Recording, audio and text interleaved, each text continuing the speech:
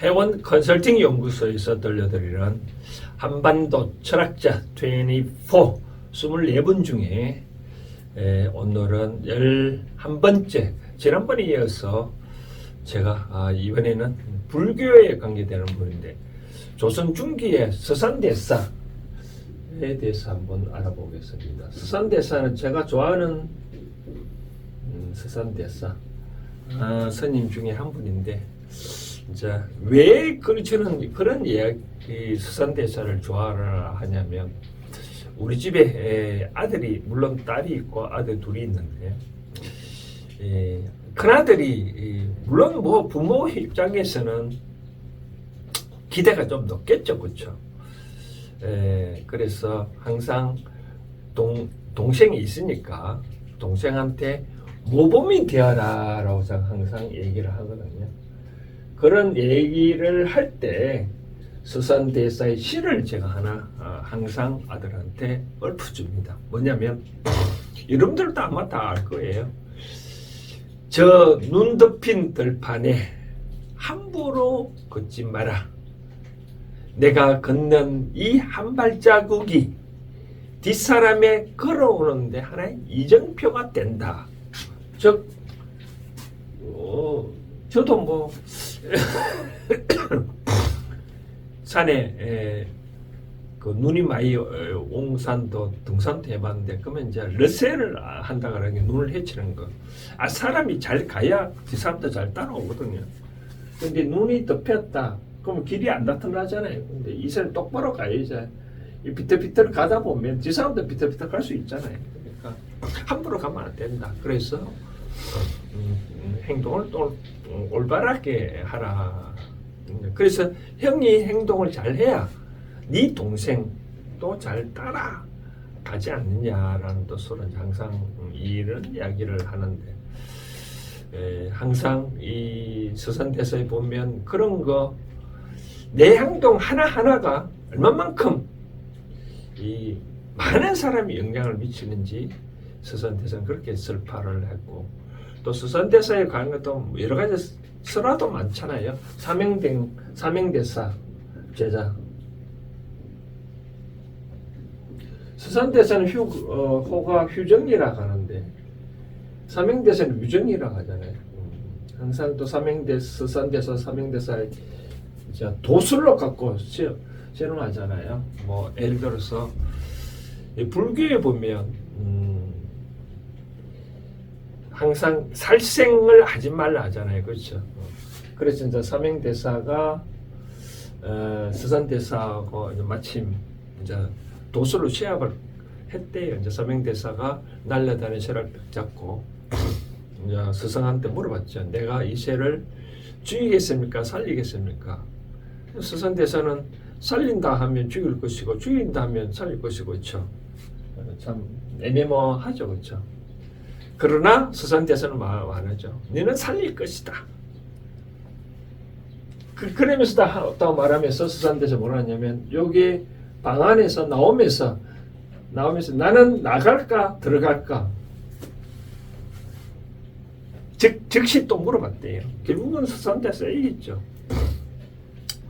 내가 들어가든 나가든 그건 내 마음대로 조절하지만, 새를 죽이는 거는, 스님 새를 죽이는 거는 살생을 하잖아요, 그렇죠? 죽이지 못하는 거죠. 그래서 여러 가지 또 나오는 데 있는데, 서산대사의 생애를 보면 이렇습니다. 평안도 출신인데 참 아버지가, 부모가 자식이 없었어. 늦게 낳았는데, 결국은 부모도 9살, 서산대사 9살, 10살 때 다 돌아가시고, 결국은 이제 그 마을에 그 유명한 사람들 키워줬고, 서산대사가 하도 글을 많이 하고 시를 많이 아니까 또 한양으로 데려갔대요. 한양 데려가지고 성균관에 이제 입교를 시키고, 거기서 그 수학을 하게 했대요. 이 수학을 하고 난 다음에 이제 시험도 쳤는데, 결국은 이제 시험에 이제 떨어지고, 그래서 어디로 갔냐면 지리산으로 이제 가게 됐죠. 지리산 유림을. 지리산에 가서 이제 거기서 이제 지리산 유명한 절집에 다니면서 그때부터 이제 불교에 입문을 했다고 하네요. 결국은 이제 거기서 머리 깎고 출가를 하고 나중에 이제 금강산에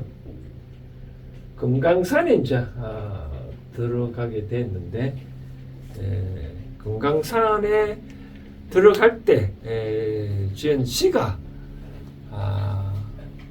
나중에 문제가 돼가지고 옥사를 치르는 제자 사명대사와 함께 옥을 치르는 그런 이제 시를 있습니다. 그런데 그 시를 먼저 읽어드린다면 이런 시입니다. 만국의 도성은 개미집이요. 이제 참 배포가 큰가요? 나라의 온갖 다 집은 개미집과 같다. 일천집의 호구는 초파리와 같네. 그러니까 집안의 그 주인은 초파리와 같다. 초파리 하루 인생이잖아요. 그렇죠?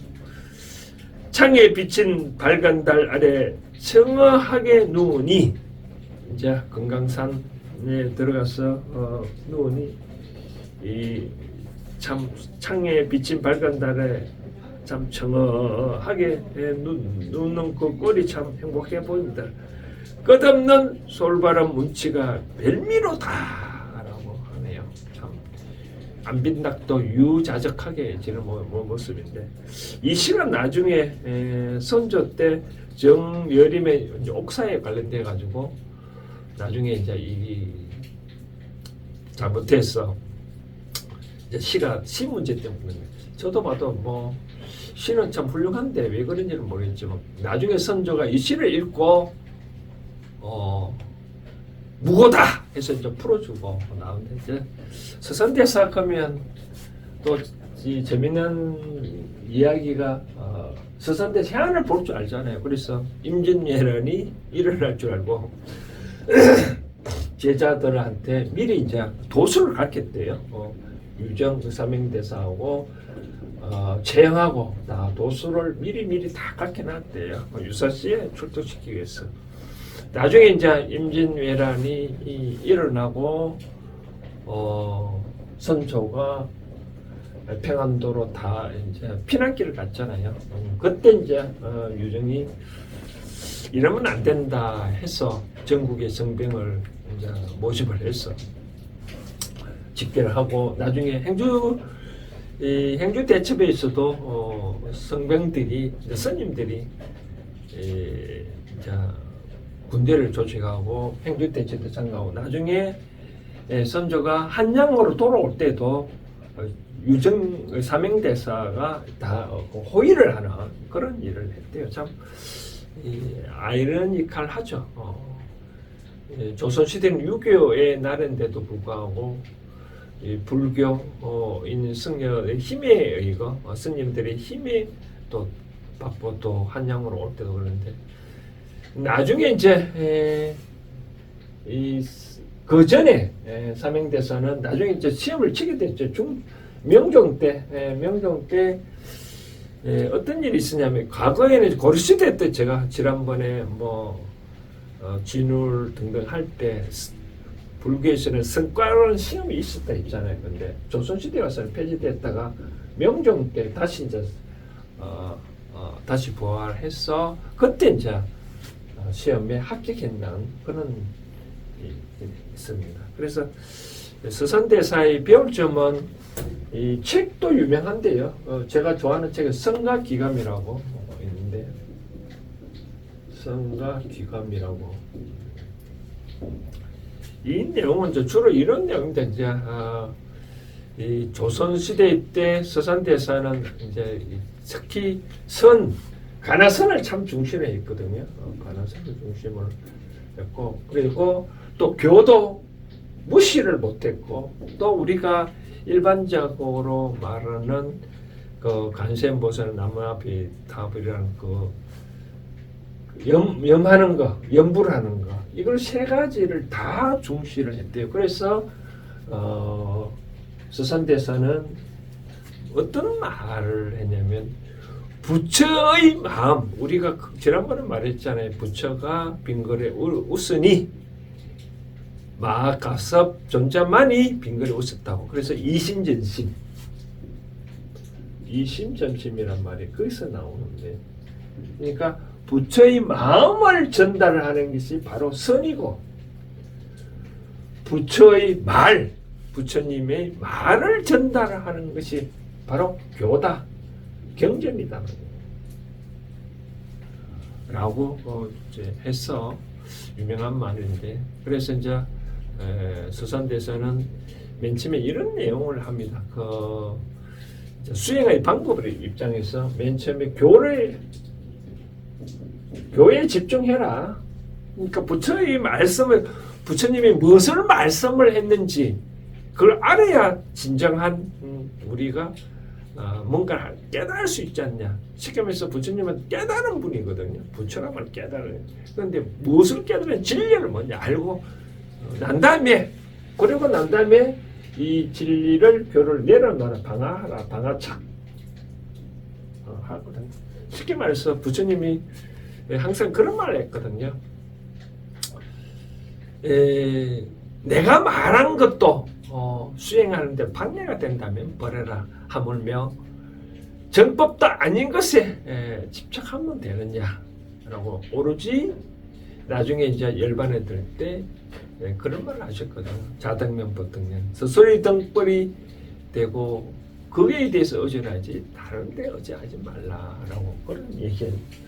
곧 이제 다다음 주 되면 이제 부처님 오신 날인데, 부처님 이 땅에 오신 거는 중생을 어떻게 하면 어여삐 여기서 중생을 좀 뭔가 모르게 밝게 해주려고 이 땅에 오셨다고 그런 얘기인데, 바로 이제 그렇게 이런 교를 내려놓고 그 다음 이제 선에 집중해라. 선을 관하선을, 선은 이제 관하선은 이제 스키면서 화두를 털고 하는 게 바로 이렇게 수행을 해야 어느 순간에 깨달는다.